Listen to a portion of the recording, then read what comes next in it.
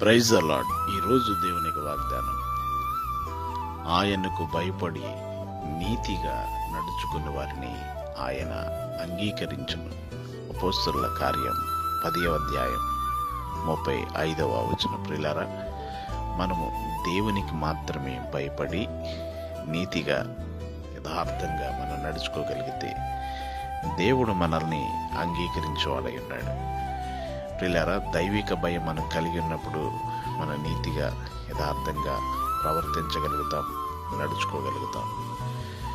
మనము దేవునికి భయపడినప్పుడు వాక్యానుసారంగా ప్రవర్తించగలుగుతాం. అప్పుడు ఆయన మనల్ని అంగీకరిస్తారు. కొన్నేళ్ళనక బలిపరుడు కైసరులో ఉన్నాడు. ఆయన దేవుని యందు భయభక్తులు కలిగి ప్రజలకు ధర్మ కార్యాలు చేస్తూ ఎల్లప్పుడూ ప్రార్థించేవాడు. దేవుడు ఆయనను ఆయన కుటుంబాన్ని అంగీకరించారు. మీ కొరకు ప్రార్థించే దైవజనులు డేవిడ్ గారు.